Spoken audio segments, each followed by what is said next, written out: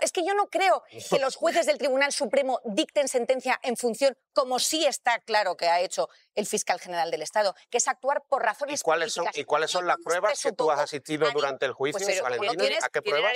Perdóname, luego si quieres hablamos de las pruebas. Que el fiscal ha actuado por razones políticas. Mira, el origen de la causa, y lo sabes, es si se reveló o no un secreto.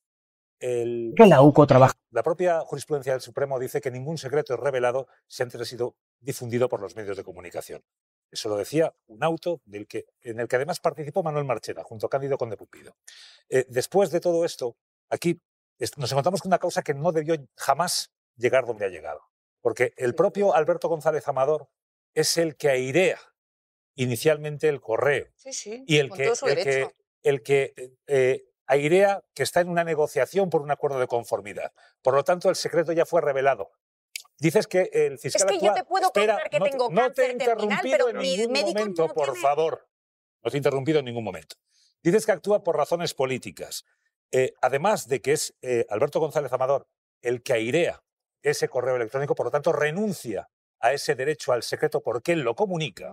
Además de todo eso, después Miguel Ángel Rodríguez acusa de un delito al fiscal general del Estado al afirmar que ese acuerdo de negociación, por una negociación por sus fraudes fiscales, se para por órdenes de arriba, en referencia a la Fiscalía General del Estado. Por supuesto que el fiscal general del Estado tiene la obligación de salir en defensa de su propia honorabilidad y de la propia Fiscalía, porque están...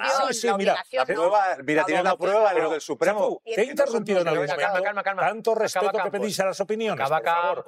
Luego Margallo y seguimos avanzando. En ese momento determinado, él renuncia a ese derecho al secreto, lo hace además con una falsedad diciendo Alberto González Amador que esa negociación ha sido propuesta por la Fiscalía, una negociación, un acuerdo de conformidad que le propone a la Fiscalía cuando es justo lo contrario. Es él quien está buscando... Que la UCO trabaja para derrocar algo. Lo que ya ponía, ponía en un brete a la dignidad de sus propios fiscales y debía ser a la defensa. Y después está acusándole Miguel Ángel Rodríguez, que es ni más ni menos que el portavoz de la Comunidad de Madrid, está acusándole de un delito de prevaricación al afirmar que esas negociaciones por un acuerdo de conformidad se han detenido por órdenes de arriba. Está absolutamente legitimado para salir en una nota de prensa y desmentir toda esa acusación. ¿Vosotros entendéis que no? Un segundo. El Supremo parece que también ha entendido que no. Permitidme que ponga orden. Bajo mi punto de vista,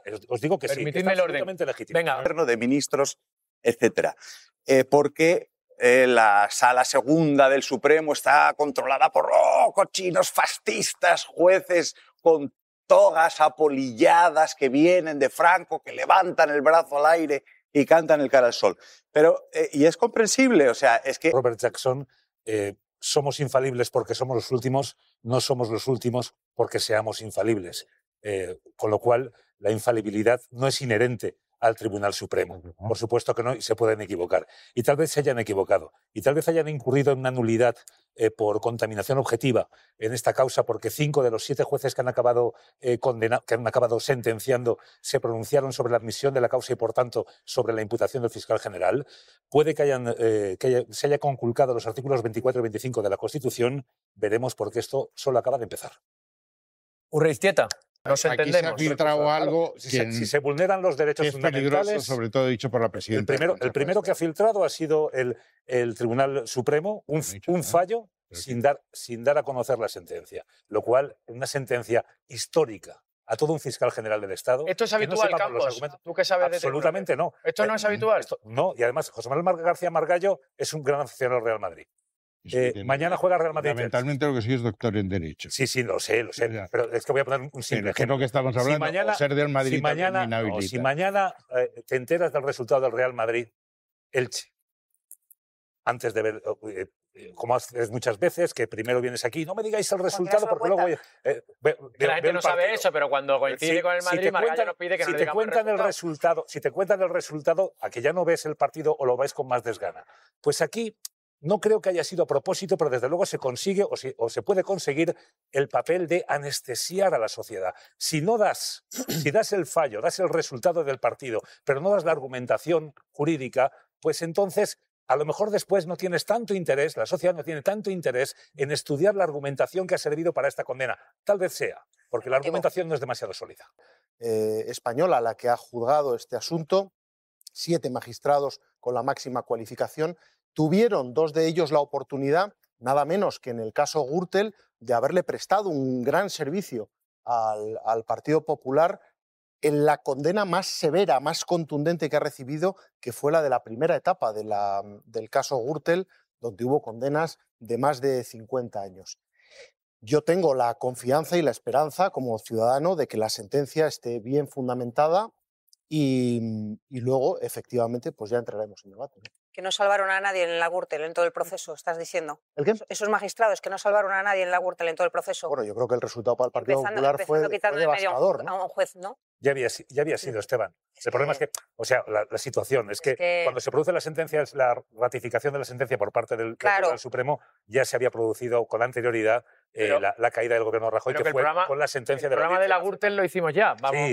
De todo lo que ha sido la instrucción de la Sala Segunda del Supremo con el caso del fiscal general del Estado. Es insólito que cuando estamos hablando de que afecta al Estado de Derecho, de que hay un choque institucional sin precedentes de 2 gobiernos, el autonómico, el gobierno, Pedro Sánchez, les hemos visto a todos reaccionar ante esta sentencia. Cuando una sala segunda se permite deliberar en apenas 4 días hábiles, porque el jueves pasado estaba terminando la vista oral, y el jueves a mediodía conocíamos en un mensaje que te llegaba por WhatsApp o lo podías ver en Twitter, debemos condenar y condenamos, pero sin un solo argumento jurídico, me parece muy representativo de cómo se ha producido todo el proceso. Estamos expectantes, claro que no podemos valorar si los argumentos son sólidos o no, expectantes por mi parte ante a ver qué creatividad jurídica o qué argumentos se van a utilizar para la condena, porque lo que aparenta desde hace un año es que esa revelación de secretos de una nota informativa que aparentemente,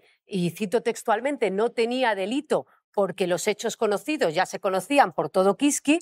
Pero claro, aparentemente no cierra la puerta del todo. Claro, no cierra la puerta del todo. Y ojo, que a lo mejor si el argumento es que condenan al fiscal general y se da a conocer en 4 días porque se puede filtrar, espero que ese no sea el argumento, porque está invalidando su propia condena. Si están diciendo que ante una deliberación de 7 jueces ya se puede filtrar la condena, bueno, claro, es que en cuanto lo tienen 7 personas se puede filtrar por cualquiera. Y seguramente que si se hubiera filtrado su condena no habríamos dado con el juez de la sala que lo hubiera filtrado, porque es tan difícil como dar con quién filtró el correo electrónico del que informaron todos los compañeros que están aquí en esta mesa. El juicio y la vista oral no encontró quién había filtrado ese correo.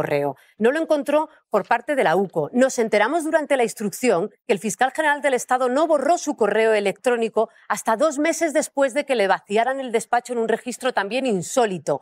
2 meses después, cuando se filtró un informe del fiscal general del Estado con su correo electrónico personal y borró el correo electrónico. Ojalá esos 2 meses hubieran servido para la instrucción. Pero, como decías, una conclusión breve, claro que se puede equivocar en la Sala Segunda del Supremo en una deliberación absolutamente polarizada, que yo creo que tenían que haber utilizado un poquito más de tiempo en deliberar y haber tratado de convencer a sus 2 compañeras progresistas, para que la mitad de la sociedad no piense que es una sentencia política, dado que son 5 conservadores y 2 progresistas. Que es una condena creo que política. Tenían que haber deliberado un poquito más. ¿Pero crees que es política? Y si creo que es política, creo que ha sido una vista oral y que ha sido un proceso absolutamente político. Claro que el poder político, el gobierno, critica a los jueces e intenta influir con esa crítica. Y claro que el Poder Judicial está intentando influir en la política. Lo estamos viendo desde el 23 de julio. Y quien no quiera ver esto, pues me parece muy naif. Pero concluyo, sí se puede equivocar, claro, la Sala Segunda del Supremo. El propio juez Marchena se equivocó hace no mucho tiempo y confiscó los derechos fundamentales de un diputado cuando presionó a la mesa del Congreso, a la presidenta Meritxell Batet, para decir que se cumpliera su sentencia, expulsando al diputado de Podemos, Alberto Rodríguez. Y luego el Tribunal Constitucional, ojo, de mayoría conservadora en ese momento, dijo lo que todo el mundo dijo el día que se sacó a Alberto Rodríguez de su escaño, y es que estaban vulnerando sus derechos fundamentales. Yo creo que tuvo poco precio en su momento esa interferencia del juez Marchena instando a la mesa del Congreso sin atreverse a escribir que sacara al diputado, porque ya era mucho, a que se le retirara de su escaño. Gracias a que el Tribunal Constitucional le devolvió sus derechos. Fue tarde, porque como aquí el fiscal general del Estado saldrá de su sitio, perfecto, Alberto Rodríguez también salió de su escaño. Veremos lo que dice el Tribunal Constitucional en su día. El problema es que luego los jueces no pagan con esas sentencias. Venga, permitidme, voy con Chapu y añado un elemento enseguida. Venga, Chapu. Vamos a tener intervención un poquito más breve y así avanzamos. Parece que no ha gustado mucho el fallo. No. Menos que Chapu, más o menos. Bueno, tendrás. Estás perdiendo segundos. Exacto, Margallo, bien apuntado. Estás perdiendo segundos. En 20 segundos no me da... Bueno, un titular. Que tú eres muy listo. No me da mucho sé más. que es difícil. En 20 segundos no me da mucho más tiempo que reconocer desde aquí el trabajo de todos los compañeros periodistas que han pasado por el Tribunal Supremo a defender el oficio, que han hecho un trabajo ejemplar de varios medios de comunicación, de esta casa incluido. Por supuesto, pongo en valor antes que nadie a mis compañeros del diario.es, que fueron los que dieron la exclusiva y a los que el Tribunal Supremo ha despreciado, pues no teniendo en cuenta su testimonio, tras asegurar que la fuente en ningún caso fue el fiscal general. Primera aproximación un poco más de tiempo. Sí, por supuesto que sí, no te preocupes. Hincha por prevaricación. Es trágico que no se estén respetando a los jueces, que hayamos visto a un fiscal condenado, que hayamos visto a la fiscalía, que depende del fiscal general, pero está ejerciendo la defensa, impugnar el trabajo de la UCO, que es el instrumento principal para luchar contra la corrupción.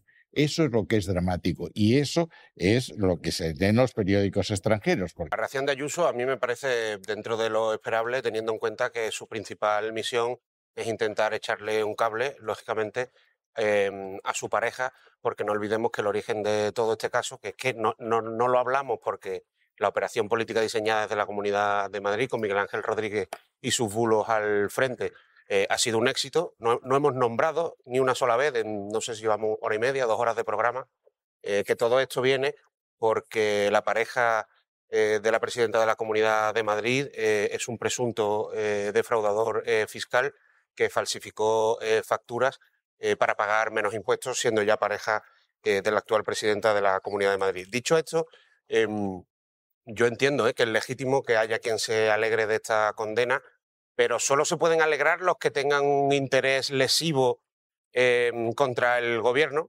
que también me parece legítimo, pero nadie que tuviese el más mínimo interés por conocer la verdad y por conocer detalles a lo largo del juicio se puede alegrar, porque básicamente el juicio no ha aportado absolutamente ni una sola prueba de que el fiscal general del Estado fuese la persona que filtró esa documentación publicada por los medios de comunicación y que afectaba a la presidenta de la Comunidad de Madrid. Yo creo además que es muy grave también, se ha comentado en la mesa, la situación que estamos viviendo sobre que sepamos la condena, pero no sepamos las razones de la condena. Creo que el mensaje que se concluye de eso es que en realidad las razones son lo de menos y que aquí han pesado más los prejuicios que el juicio en sí. Por otra parte, quiero volver a insistir en el trabajo de los compañeros periodistas que han pasado por el Supremo y cómo en realidad todos los periodistas desde toda la vida, los que nos dedicamos a dar noticias, y en esta mesa hay varios compañeros que se dedican al oficio del periodismo, vivimos de las filtraciones. La policía filtra, la Guardia Civil filtra, los políticos filtran, los jueces filtran. Y en este caso, pues también hemos vivido de filtraciones que todos y cada uno de los periodistas que han trabajado con esta información y han pasado por el Supremo ya han dicho que no venían del fiscal general del Estado. Y solo una cosa más. 5-2. Yo creo que también es un poco obsceno el 5-2. Por grande que pueda ser el perjuicio que se ha ocasionado, el perjuicio político que se ocasione a la izquierda o al presidente del gobierno o al gobierno en su conjunto con esta sentencia, es minúsculo en comparación, creo, en mi humilde opinión, con el daño que la justicia se autoinflige a sí misma. Porque que los 5 jueces conservadores de esa sala opinen una cosa y sobre los mismos hechos las dos juezas progresistas de esa sala opinen lo contrario, ¿qué significa? Que si las mayorías fuesen diferentes en esa sala, hoy el fiscal general del Estado sería inocente con los mismos hechos. Eso es muy grave. Y yo creo que la gente tiene que saber qué pasa en la sala de lo penal del Supremo desde hace 20 años y por qué eso está directamente relacionado con la actitud política de bloqueo institucional del Partido Popular cada vez que está en la oposición, de no permitir que se renueve el Consejo General del Poder Judicial. ¿Por qué? Y termino.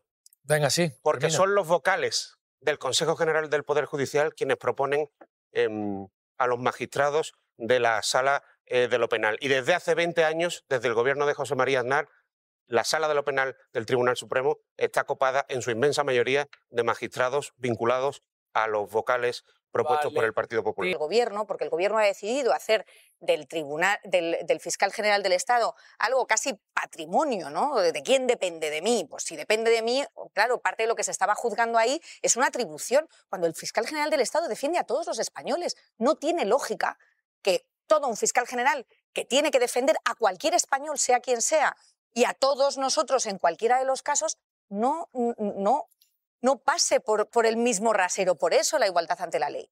Es decir, creo que estamos exagerando mucho y ojo con las reacciones, porque aquí se ha dicho, y no solamente en esta mesa esta noche, sino que dos de las reacciones ha sido tenemos que reventar a la derecha.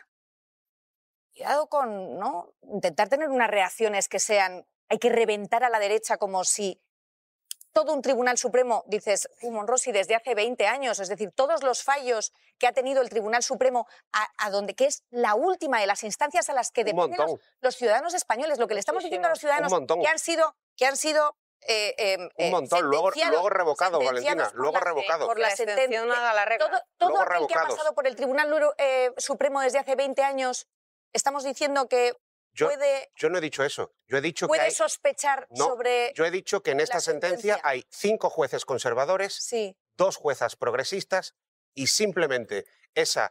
de los jueces conservadores... ese desequilibrio...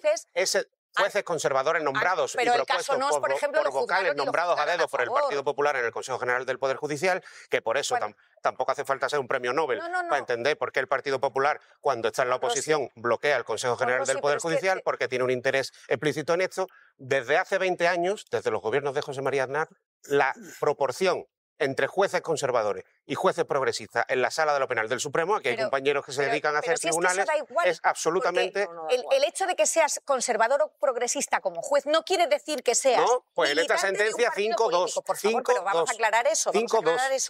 Esto por un lado. Y por otro lado, lo que intentamos decir con esto es que cuando a alguien no le viene bien la sentencia que le ha dado el Tribunal Supremo, con esto lo que decimos es que puede hacerla valer a su manera. ¿Tú crees que si hubiesen sido 5 jueces progresistas y 2 conservadores, hoy el fiscal general del Estado con los mismos hechos sería inocente? La nota, porque ahora estamos con la nota. Lo de los thrillers que hayas esperado que haya terminado. Por favor, en el auto de admisión se decía que la nota aparentemente no es delictiva. Esto provocó, sí, pero esto provocó el procedimiento secuencial, perdón. Esto provocó que durante todo el procedimiento, la gente no supiera cuál era el objeto del procedimiento. Si era la nota, si era el correo, si eran los dos. Hasta el punto que el propio abogado de Álvaro García Ortiz, en su exposición final, lo dice. De aquí que a esta hora todavía no sabemos de qué se nos acusa, a qué nos estamos enfrentando, si a la nota o al correo. Y ojo con esto, porque el artículo 24 de la Constitución, de la tutela judicial efectiva, establece que todo acusado debe saber exactamente de qué se le acusa. Y esto podría ser motivo de presentación de recurso de amparo ante el Tribunal. Permitidme, jurista, ¿cómo valora la condena al fiscal general del Estado? Yo diría que hay 3 cosas que me han sorprendido y que me inquietan. La primera, que en este asunto, en mi opinión, no se podía dar el fallo sin la sentencia. El tribunal, la sala, tenía que haber cuidado que en este asunto, que no es un ciudadano particular, que es un ciudadano que viste un cargo y un órgano importante como es la Fiscalía General del Estado, los españoles nos merecíamos el fallo con la sentencia. Saber qué fallan, pero por qué. Porque en este momento lo único que sabemos es que el fiscal general del Estado, que se llama Álvaro Ortiz, no puede volver a ser fiscal general del Estado hasta dentro de 2 años. Es lo único que sabemos. A mí me parece que los 3 poderes del Estado tienen que medirse muy bien con el respeto a la ciudadanía, porque esto es una democracia. Y así como criticamos las leyes, al gobierno, los debates en el Parlamento, que algunas veces nos parecen verdaderamente inaceptables por respeto a lo que representan, los tribunales también se tienen que ganar el respeto de la opinión pública y de la libertad de expresión para hablar de ellos y hablar de las sentencias. Así que me parece de una inoportunidad y de una desconsideración absoluta que a estas horas no sepamos el porqué. Y que esto dé pie, pues no sé, a 15 días de hablar de esto. Y cuando la sentencia exista, los fundamentos, otros 15 días más hablando de esto. Yo creo que no se ha calculado. Eso da pie a que la ciudadanía... ¿Cree que no se ha calculado? ¿No cree que se haya hecho así conscientemente? Yo puedo saber, como sabemos todos, imaginamos todos cosas de lo que puede ocurrir, pero es bastante difícil de entender que en 24 horas se tenga el fallo, es porque se tienen los argumentos y que no nos cuenten los argumentos. Son los últimos días para conseguir los juguetes, incluso los más buscados, con un 25% de regalo para más juguetes en Hipercor y El Corte Inglés. Creo que lo he malinterpretado por completo. Es mucho suponer que podría haber hecho todo esto por mí.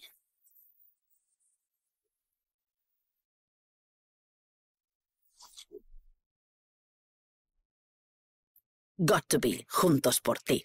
Para looks naturales sin importar el caos. Para pelo hidratado y protegido sin importar el calor. Para volumen al instante sin importar el ruido. Got to Be, for whoever you want to be. Bajo el yugo de las obligaciones. Todo voló por los aires gracias a un amor verdadero.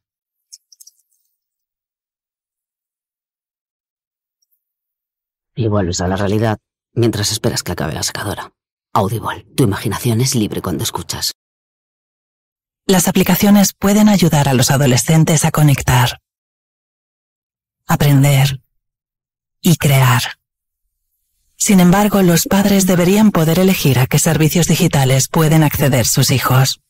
Instagram apoya la creación de una mayoría de edad digital en la Unión Europea que requiera la aprobación parental para que los jóvenes puedan acceder a servicios digitales, incluidas las redes sociales. Gracias. Un momento, tu cara me suena. Claro, soy un kaki influencer como tú. De hecho, soy Juan Rabuquet. Cada día somos más. Somos más los que elegimos dar raciones de vida para el campo, los que elegimos apoyar a nuestros agricultores, en definitiva, los que elegimos Buquet. La verdad es que me encanta que me elijáis. El kaki, siempre Buquet. Para que ahora no andemos en un debate que no se puede criticar. Entonces, el debate no se puede criticar. A favor o en contra no se puede criticar, primero porque nos asiste la libertad para hablar de las sentencias, aunque las sentencias se tienen que cumplir. Así que creo que ha provocado una parte de ese debate en dos direcciones distintas que este tribunal tenía que haber cuidado. Y luego, creo que en esta fórmula de debatir, que vamos a ciegas porque no tenemos los fundamentos, tal vez lo primero que haya que decir es que este es un primer pronunciamiento de este tribunal, un primer pronunciamiento. Seguramente cuando la sentencia salga, yo no lo sé, el ciudadano Álvaro Ortiz, cuando deje de ser fiscal general del Estado, recurrirá, no lo sé. Se va a pronunciar el Tribunal Constitucional y tal vez la Justicia Europea, el Tribunal Europeo de Derechos Humanos. Por lo tanto, estamos en el primer movimiento, en este caso de la Sala del Tribunal Supremo. ¿Usted cree que el fiscal general del Estado, todavía lo es inocente, como dice el gobierno? Yo lo conozco a Álvaro Ortiz, porque es que es miembro del Consejo de Estado. Es que los fiscales o los hombres o las mujeres que invisten ese cargo son Consejo de Estado. Yo lo veo trabajar en el Consejo de Estado. Y tengo que decir de él dos cosas. Una, que es un gran jurista. Un gran jurista. Magnífico, técnicamente hablando, porque lo veo trabajar allí. Y luego he de decir de él algo que creo que también merece la pena que digamos en este momento. Aparte de ser muy buena persona, esto que llamamos en términos coloquiales, muy, muy buena persona. Yo creo que en este asunto no es nada bueno para nuestra democracia que tengamos que ver a representantes políticos alegrarse de la sentencia, nos podemos alegrar? Alguno ha brindado incluso. Sí, es que no nos podemos alegrar de una sentencia. Yo lo único que pude decir al primer momento, y mientras que no la vea, poco más se puede añadir, ¿cómo nos podemos alegrar de una situación como esta, en la que un tribunal descabalga de un órgano tan importante como la cúspide del Ministerio Fiscal a nadie? ¿A qué está jugando o a qué están jugando en algunos elementos frente a una situación de esta naturaleza? Yo en ese sentido tengo que decir que lamento mucho esto, creo que es una malísima noticia y creo que la sentencia, por lo que hemos visto, porque hemos tenido un periodo de vista pública, de vista oral, nuestra Constitución dice que los ciudadanos tenemos derecho a ver los juicios. Yo creo que cuando se vea la sentencia puede que tenga algún encaje difícil constitucionalmente hablando. No me ha contestado realmente si cree que es inocente o no, porque el gobierno sostiene que sí es inocente a pesar de la condena. Es que, por ejemplo, al señor Puente también. Es que la palabra inocencia, ¿a qué se refiere? Ahora mismo lo único que sabemos es que no puede ser fiscal general del Estado 2 años. 2 años. A lo que yo añado, profesionalmente es un hombre importante como jurista. Lo digo porque en el Consejo de Estado está el gobernador del Banco de España, está el GEMAR, está el abogado general del Estado, está el fiscal general del Estado y nos vemos continuamente hablando técnicamente. Es decir, que tenemos un buen profesional. Y luego hay una previa, ¿no?, que yo creo que mucha gente también la ha podido seguir. El fiscal general del Estado ha mantenido posiciones contrarias a esa sala en algún asunto muy importante. ¿Sí? Se han mantenido posiciones técnicas muy distintas, por ejemplo, con la ley de amnistía, sobre la que el abogado general ya ha dictaminado su constitucionalidad en términos sustantivos. ¿Me está diciendo que eso ha podido pesar entonces? No, quiero decir que es un hombre que ha mantenido posiciones diferentes también, que las ha sostenido y que en este momento, sobre asuntos muy capitales, parece que lo que va a ocurrir sobre esa ley, por ejemplo, en Europa, es la constitucionalidad de la misma. Quiero decir que hay muchos elementos ahí y creo que la opinión pública, la democracia, los ciudadanos nos merecíamos, en este caso, la sentencia y no el fallo, para poder no andar a ciegas, que eso no es bueno. Entiendo, mucha gente en España, otra no, otra lo ha celebrado, pero hay mucha gente hoy que se siente decepcionado con la justicia. Claro, lo entiendo perfectamente. ¿Pero cree que tiene motivos para pensar que la justicia está politizada y que esta sentencia encierra algo más que un criterio jurídico? Es que creo que había que haber actuado con mucha más delicadeza, por decirlo de esta manera, porque no estábamos delante de un procesamiento normal. Por eso insisto y repito, hay un previo de todo este asunto, hay una vista oral donde los ciudadanos han visto los testimonios y pueden llegar a la conclusión que les parezca oportuno. No es de recibo, como veo algunas declaraciones diciendo que de las sentencias no se puede hablar. El Poder Judicial es un poder político del Estado. Se puede criticar a los jueces. Totalmente, es nuestra obligación. Aunque sea desde el gobierno. Se puede criticar a los jueces, se puede criticar a los escaños, se puede criticar a los gobiernos, si es que son 3 poderes políticos. La diferencia que tiene el Poder Judicial del Legislativo y del Ejecutivo es que se nutre de manera técnica, se llega por oposición, pero lo que emiten finalmente es poder exactamente igual que una ley o un plan de gobierno, exactamente igual. La democracia funciona con el control del pueblo soberano. Chapu. Los presuntos delincuentes tienen derechos. Claro. Incluso González Amador tiene derecho a que no se hagan públicos informaciones que son secretas, que le atañen a él como arma en una batalla política contra la que es su pareja. Sí, lo reveló él, Chapú. Voy a hacer audiencia, como decís, a hacer un cebar. Y voy a decir que voy a hablar de enfermedades de transmisión sexual. Porque vamos a hablar en este tema y permitidme esta metáfora. Pongamos el caso que hay un ciudadano... Chapo, no sé por dónde va a salir. Confía en mí, Yélamo. Sí, vamos a poner, hay un ciudadano que tiene algo vergonzoso, voy a elegir una enfermedad de transmisión sexual, ¿vale? Y entonces es algo malo para él y él dice que no tiene una enfermedad de transmisión sexual. ¿Qué sucede? Que hay gente en la sociedad y en su comunidad que dice que efectivamente tiene una enfermedad de transmisión sexual y ellos tienen información de un informe médico que dice que esa persona tiene una enfermedad de transmisión sexual. Pero él lo niega y dice, no tengo ninguna enfermedad de transmisión sexual. Bueno, y de pronto el médico dice, no, estamos faltando a la verdad, yo voy a defender la verdad y hago públicos y remuevo Roma con Santiago para hacer públicos los análisis que dicen que esa persona tiene una enfermedad de transmisión sexual.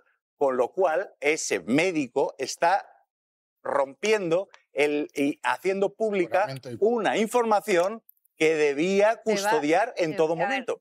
Ese es el ejemplo que pongo. Te va a salir muy mal, mejor dicho. Te va a salir regular la metáfora, porque bueno, sí, claro, no me extraña. Venga, mira, agradezco mucho a Chapu la brevedad. Entonces, si podemos hacerlo así, perfecto, y así también habla Zaida, que lleva aquí un rato esperando. Venga, Pilar, por favor. Este ciudadano, con su enfermedad de transmisión sexual, le manda a un reality show todos sus informes médicos para ver si puede salir y le cuenten la historia más favorable. Y luego va y dice que se ha y luego va y lo denuncia y dice que, oiga, se han revelado mis datos. Lo lógico es que le dijera, no, oiga, claro, si usted los ha enviado por todas partes. Porque yo puedo... Sí, voy a intentar no tener que gritar porque es mejor que nos escuchemos. Si hubiera sido un ciudadano particular, cualquier juez le habría dicho, oiga usted, si sus conversaciones secretas y confidenciales del fiscal y su abogado, que es que además, oiga, ha revelado usted los correos de un fiscal, es que la revelación de secretos aquí no se ha investigado, y lo revela y lo difunde y se lo da a un jefe de gabinete de un gobierno autonómico. Sí. Y además hay una información publicada en el diario El Mundo, y usted eso no lo denuncia. ¿Por qué? Porque le es favorable. Claro. Y usted denuncia la que no le es favorable. Pero resulta que sus datos son exactamente los mismos. Los datos son los mismos, con lo cual usted no tiene derecho a la protección de sus datos cuando los ha difundido. Otra cosa es que haya profesionales que prefirieran elegir otro titular y entonces completaran la información que ya se había difundido. Oiga usted, la Fiscalía no le ofrece un trato de favor. Es usted el que se lo ha pedido a la Fiscalía. Es usted el que ha revelado los datos. Sigo.